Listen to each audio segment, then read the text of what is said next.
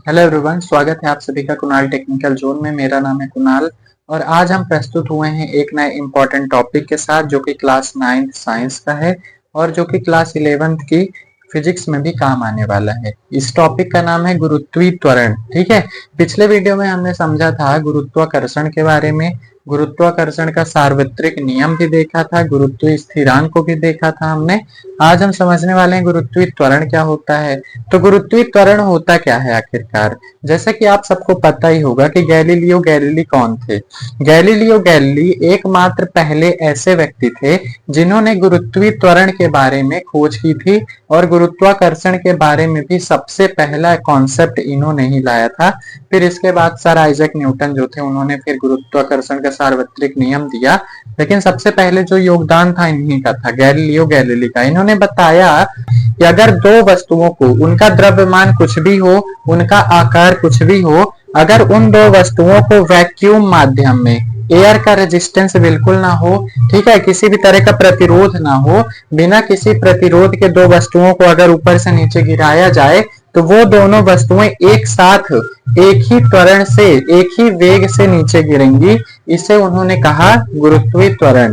ठीक है, तो गुरुत्वीय त्वरण होता क्या है। गुरुत्वाकर्षण बल के संपर्क में आने पर जब वस्तुओं के वेग में समय के साथ परिवर्तन होता है, गुरुत्वीय त्वरण क्या होता है, एक तरह त्वरण ही होता है। जिस प्रकार हमने त्वरण को समझा था कि वेग में परिवर्तन की दर को हम क्या कहते हैं, त्वरण कहते हैं, उसी प्रकार से गुरुत्वाकर्षण बल के संपर्क में आने पर, गुरुत्वाकर्षण बल के संपर्क में आने पर जब किसी भी वस्तु के वेग में जो समय के साथ परिवर्तन होता है उसे हम क्या कहते हैं, उसे हम कहते हैं गुरुत्वीय त्वरण। इस कॉन्सेप्ट को गैलीलियो गैलीली ने एक एक्सपेरिमेंट से इसे समझाया था। उन्होंने दो वस्तुएं ली जिनका द्रव्यमान अलग अलग था। एक ज्यादा बड़ी वस्तु थी ज्यादा द्रव्यमान की, एक छोटी वस्तु थी कम द्रव्यमान की। उन्होंने वायु का पूरी तरह से प्रतिरोध हटा दिया और फिर उन दो वस्तुओं को ऊपर से नीचे गिराया। उन्होंने देखा कि ये दो वस्तुएं तो एक साथ नीचे गिर रही हैं। ठीक है, तो उन्होंने कहा कि जिस वेग से समय, एक ही समय अंतराल में ये दो वस्तुएं नीचे गिर रही हैं उसे कहा जाएगा गुरुत्वीय त्वरण। ठीक है, तो ये कॉन्सेप्ट इस एक्सपेरिमेंट के द्वारा उन्होंने समझाया था गुरुत्वीय त्वरण को। इसके बाद गुरुत्वीय त्वरण को हम किससे दर्शाते हैं, स्मॉल जी से दर्शाते हैं और यह एक सदिश राशि है, मतलब कि इसकी एक दिशा भी होती है। विषुवत रेखा में इसका मान 9.8 मीटर प्रति सेकंड का स्क्वायर होता है। जैसे कि हमारी पृथ्वी है, पृथ्वी के केंद्र से एक विषुवत रेखा गुजरती है। ठीक है, विषुवत रेखा गुजरती है।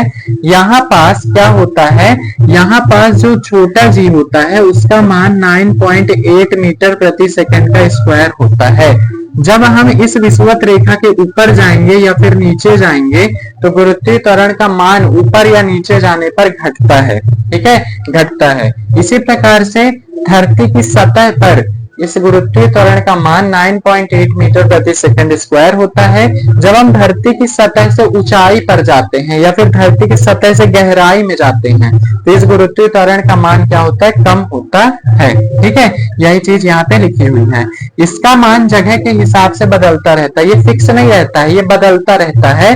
और हमने एक मतलब कॉन्सेप्ट अपना क्लियर करने के लिए, कई सारे क्वेश्चंस को सॉल्व करने के लिए एक रेफरेंस लेते हैं कि गुरुत्वीय त्वरण का मान 9.8 मीटर प्रति सेकंड स्क्वायर होता है। ठीक है, हर जगह यही यूज होगी वैल्यू।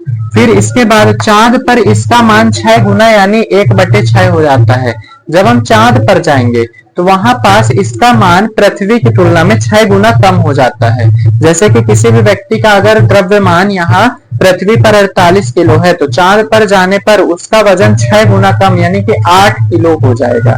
ठीक है, इसी प्रकार से अगर हम सूर्य पर जाते हैं तो वहां गुरुत्वीय त्वरण का मान बदल जाता है। ठीक, यह किसी वस्तु के द्रव्यमान पर निर्भर नहीं करता है, किसी वस्तु के द्रव्यमान पर छोटा जी निर्भर नहीं करता है।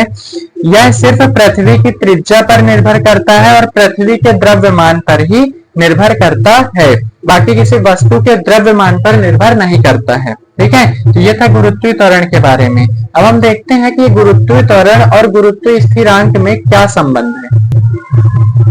तो अब हम देखने वाले हैं कि ये गुरुत्वीय त्वरण में और गुरुत्वीय स्थिरांक में यानी छोटा जी और बड़ा जी में क्या संबंध है। ठीक है, इसके लिए हमें गति का द्वितीय नियम पर जाना पड़ेगा। गति के द्वितीय नियम में हमने देखा था कि F बराबर यमे होता है। हमने द्वितीय नियम की मदद से ये फार्मूला निकाला था कि F बराबर यमे होता है। यम क्या है? यम है द्रव्यमान, ए क्या है? त्वरण, F क्या है? बल। ठीक है, यहाँ पास गुरुत्वाकर्षण में हमारा त्वरण किसके बराबर है? गुरुत्वीय त्वरण के बराबर है। ठीक है, तो हम ए को क्या लिखेंगे? छोटा जी लिखेंगे, क्योंकि ये दोनों आपस में बराबर ही हैं।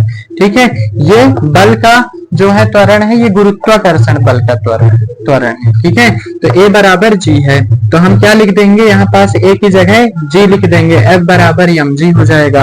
अब गुरुत्वाकर्षण के सार्वत्रिक नियम से हमने क्या निकाला था? F बराबर जी यम1 यम2 अपॉन आर स्क्वायर। वही चीज हमने यहाँ पास लिख दी है, जी यम1 यम2 अपॉन आर स्क्वायर। ठीक है, अब ये जो है ये क्या बन जाएगा हमारा? जी यहाँ पास यम1 क्या है? यम1 जो है कैपिटल एम है, यानी पृथ्वी का द्रव्यमान हमने लिया है। ठीक है, कैपिटल एम। और जो यम2 है वो क्या है? ये किसी वस्तु का द्रव्यमान हमने लिया है, छोटा एम। तो इसलिए हमने यम1 की जगह कैपिटल एम लिख दिया है, यम2 की जगह छोटा एम लिख दिया है। आर जो है पृथ्वी की त्रिज्या है यहाँ पे, तो आर जो है पृथ्वी की त्रिज्या है, आर का स्क्वायर यानी पृथ्वी की त्रिज्या का स्क्वायर, इसलिए हमने इसे यहाँ पास लिखा है। ठीक है, बराबर किसके होगा? एम जी के। अब इधर से एम और इधर से छोटा एम दोनों कैंसिल हो जाएंगे और छोटा जी बराबर क्या आ जाएगा? G M upon are square.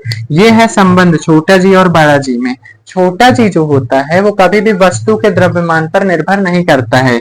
वस्तु का द्रव्यमान क्या था? छोटा एम, लेकिन यहाँ पास जी बराबर G capital M upon are square आया है, वस्तु का द्रव्यमान नहीं आया है। इसलिए हमने कहा था कि जो गुरुत्वीय त्वरण होता है कभी वस्तु के द्रव्यमान पर निर्भर नहीं करता है, ये सिर्फ पृथ्वी के द्रव्यमान पर और पृथ्वी की त्रिज्या पर निर्भर करता है। ठीक है, तो ये था हमारा गुरुत्वीय त्वरण का फार्मूला। ठीक, और जी छोटा जी और बड़ा जी में संबंध। अब हम देखते हैं छोटा जी और बड़ा जी में अंतर क्या है। अब हम देखने वाले हैं छोटा जी और बड़ा जी में अंतर क्या होता है। तो बड़ा जी जो होता है यह एक गुरुत्वीय स्थिरांक है। ठीक है, यह एक क्या है? गुरुत्वाकर्षण का स्थिरांक है। और छोटा जी जो है ये गुरुत्वीय त्वरण है, मीन्स की गुरुत्वाकर्षण बल के द्वारा उत्पन्न त्वरण को हम कहते हैं गुरुत्वीय त्वरण। तो ये एक तरह का त्वरण है और ये एक तरह का स्थिरांक है। यह एक अदिश राशि है, इसकी कोई दिशा नहीं होती, जबकि ये छोटा जी जो है सदिश राशि है। ठीक है, इसका मान जो होता है बड़ा जी का 6.67 इंटू 10 की पावर -11 न्यूटन मीटर स्क्वायर पर केजी का स्क्वायर होता है, और छोटा जी का मान 9.8 मीटर प्रति सेकंड का स्क्वायर होता है। इसका मान हर जगह एक ही रहता है, कभी बदलता नहीं है। इस स्थिरांक का मान जो है कभी बदलता नहीं है, जबकि इस छोटा जी का मान बदलता रहता है जगह के हिसाब से। अगर हम ऊंचाई में जाएंगे तो कम हो जाएगा, धरती पर रहेंगे तो 9.8 मीटर प्रति सेकंड हो जाएगा, किसी और ग्रह में जाएंगे तो वहां कुछ और हो जाएगा। ठीक है, मतलब बदलता रहता है इसका। इसकी कोई दिशा नहीं होती, बड़े जी की कोई भी दिशा नहीं होती, क्योंकि यह एक अदिश राशि है, इसकी एक निश्चित दिशा होती है। ठीक है, इसकी हमेशा एक क्या होती है? दिशा होती है। तो ये था हमारा आज का कॉन्सेप्ट, जिसमें हमने समझा गुरुत्वीय त्वरण क्या होता है, गुरुत्वीय त्वरण में और गुरुत्वीय स्थिरांक में क्या संबंध होता है, इन दोनों में अंतर क्या होता है। तो आई होप आपके वीडियो हेल्पफुल लग रहे होंगे। अगर आपके वीडियो पसंद आया हो तो कृपया इस वीडियो को लाइक करिए और हमारे चैनल को सब्सक्राइब करिए। मिलते हैं नेक्स्ट वीडियो के साथ एक ऐसा इंटरेस्टिंग टॉपिक के साथ। तब तक के लिए थैंक यू, बाय बाय।